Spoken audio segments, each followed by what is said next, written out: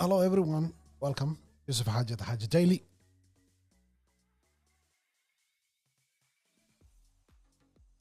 We're going to have a short, quick take show today. I'm not gonna keep you guys. We usually have about an hour show here at Haji Daily, but try to make it simple today, just today. Forgive me. And hopefully we can continue having conversations as we move on and conversations change, topics change. So try to, as much as I can, to share with you guys. Today, I want to give me a minute here. I go. Today, one, I want you to participate quickly. I would love your comments on this issue. As you guys know, I have been this week and past week we have been discussing the issue of the Somali or Kenyan Somali vetting. It's still an ongoing debate. You've heard from both sides. Those are those who are for vetting and those who are mostly victims of vetting. You've heard both sides of the take. And so I wanted to just see if we can have a conclusion to this matter today. And so that's why we're here. And that's what I'm going to do. And so for those who are not following or have not been following while we're here and what we're doing, let's go back to the original story here, how this all started. President William Ruto of Kenya visited Wajir and made a proclamation to do away with Kenyan Somali vetting. That created a huge debate, a big debate among Kenyans. And some took it however they took it. Some didn't like, some liked. And so that's where we are. So I just want to quickly bring you up to speed where we are. And then I want to share with you guys and let you know also is that President William Ruto was not the first president to visit those regions, northern part, the NFD or the northern part of Kenya, which is Garissa, Wajir, and Mandera, including Isiolo. So President William Ruto wasn't the first president. There were other presidents who have visited that region since independence. We have had visits from Moi. And if you go back to the archive of that visit, and it's the time my father and many other leaders in that region were alive, part of that conversation when Moi visited this region, one of the topics that was being addressed or was almost addressed was the issue of vetting. So Moi, he visited Garissa, Wajir, Mandera, and Isiolo. The issue of vetting came up. And so Moi didn't do anything about it. Then Kibaki became president. Again, Kibaki visited these regions. Of course, if you go back to your media archives, look into the history of Kibaki visiting these regions, Garissa, Wajir, Mandera, and Isiolo again, you can see clearly when leaders rose to speak before the president, then they touched on the issue of vetting. Then Uhuru Kenyatta visited the region many times, including campaign stopovers. And again, the issue of vetting came up. And there was a discussion by northern leaders about the issue of vetting. So the issue of Kenyan Somali vetting is not something that just happened the other day. This has been an ongoing conversation from independence up to today. Excuse me for that. And so this is an important issue to the people of Garissa, Wajir, Mandera, and Isiolo, and Moyale, and all those regions. The issue of vetting, getting IDs, is a very important issue.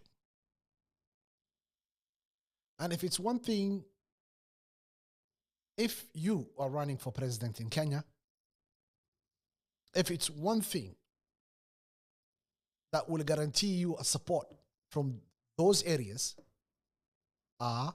one, if you address the issue of Kenyan Somalis vetting. And so President William Ruto addressed that issue because what does he want? Ruto is not doing it for free.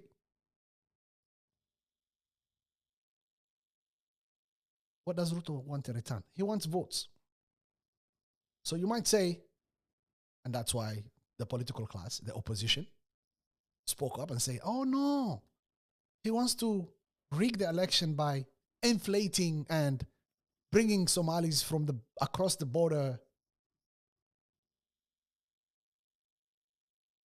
bordering state of Somalia and register them en massely.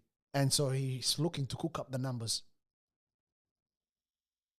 But this has been an issue that every president that has been elected president of Kenya have had the opportunity to address and resolve.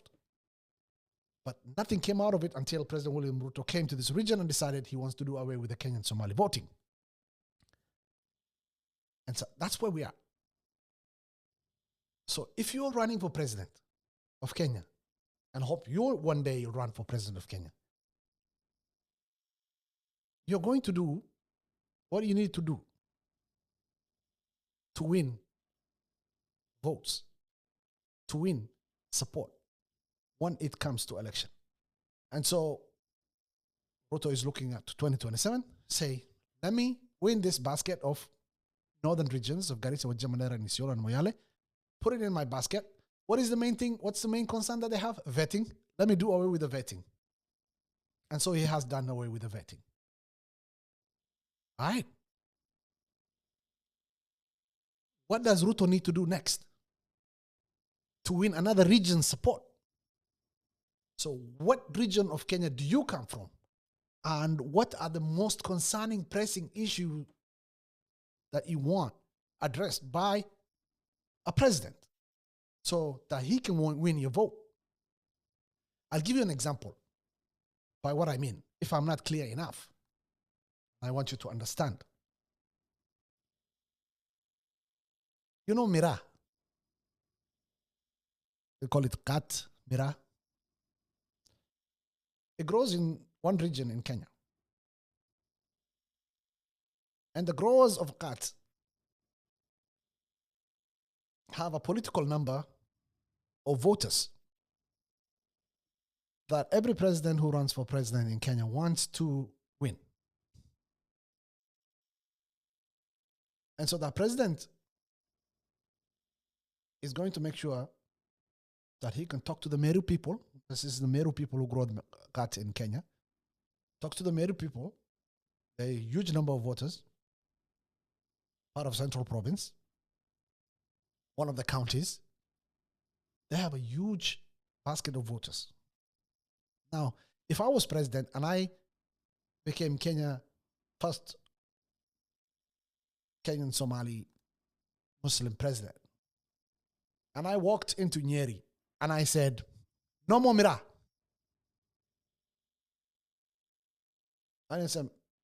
And Meru people, let's say before I even walked in there, the people in Meru said, We want you to help us export Meru to many other countries. And that has happened, by the way.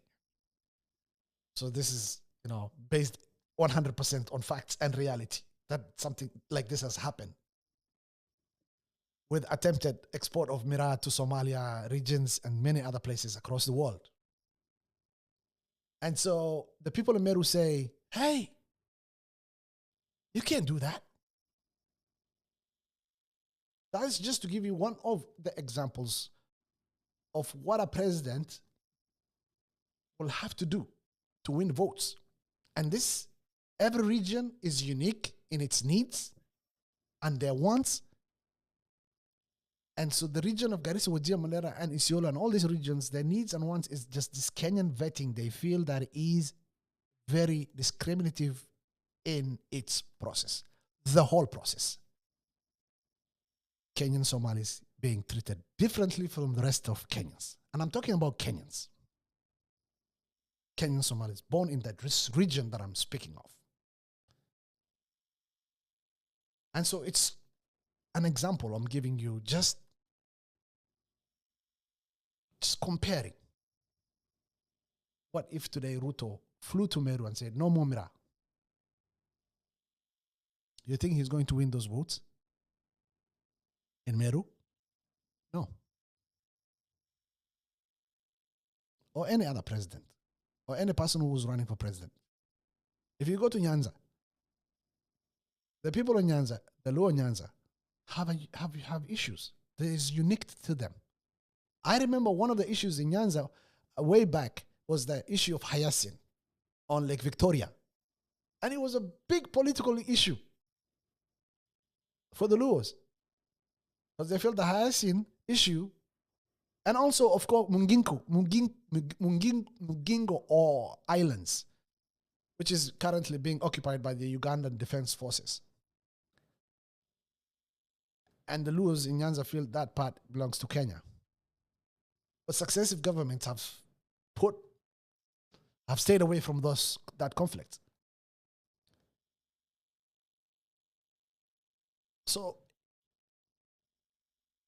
each region in Kenya is unique in its way and the issues that they face. And that's why presidents. And the problem is, some of this issue could be resolved if we had and we do have a good constitution, by the way. And we do have a system where we can really articulate some of this issue in Kenyan parliament and also in the Senate, and pushing the president to address some of this issue strongly, right? But it looks like we have an imperial presidency, honestly. We're back to this imperial presidency thing again, where one person can go to regions and decide what they get or what they don't get, which is very unfortunate. Even the fact that we do have a devolution. But that's where we are. So at one point in Luo Nyanza, Kenya, the main pressing issue was hyacinth and the islands that were being occupied by Ugandan Defense Forces. And the Kenyan governments, the presidents then, Kibaki, Uhuru, didn't want to address it. If you go to the eastern part of Kenya, where Kalonzo Musyoka is from, they have issues, unique pressing issues that they want, when presidents want addressed. Coast Province have specific pressing issues that when presidents visit that region, they want the president to address. The issue of ports, trade, very big deal. And so presidents do get involved.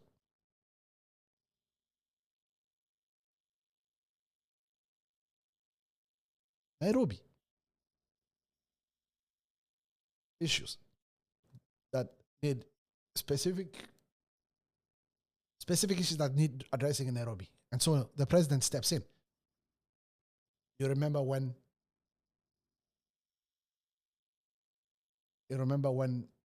President Uhuru Kenyatta took over the county of Nairobi by appointing a military general to take over the running of the county of Nairobi?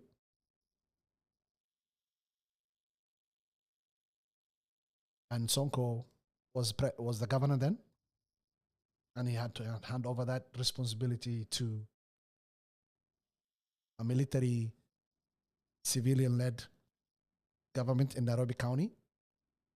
That was a specific issue for Nairobi that was being addressed by the president, Uhuru Kenyatta. So this issue of Kenyan vetting is not unique. But politicians have turned this issue into fear.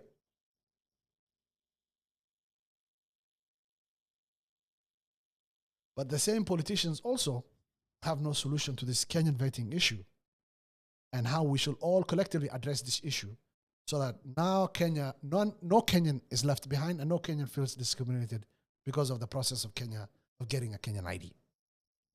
That is where we are. Those are the challenges we're facing. So how do we deal with those issues?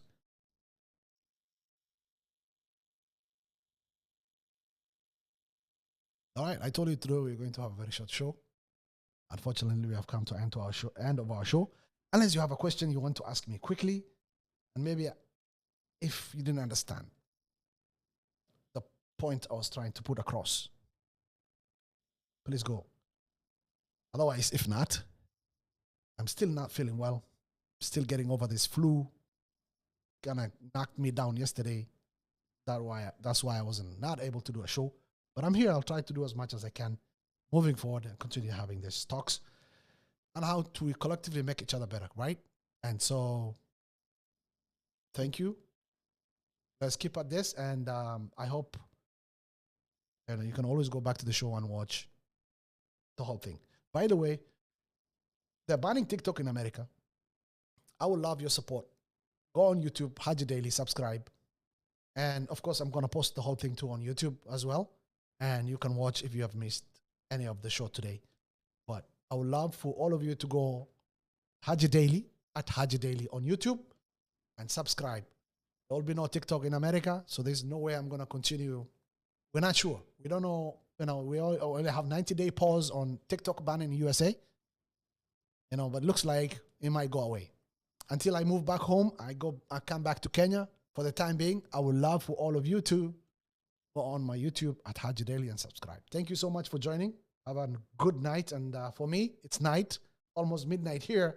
In Nairobi, it's probably morning. That's what I'm guessing it is. Thank you so much.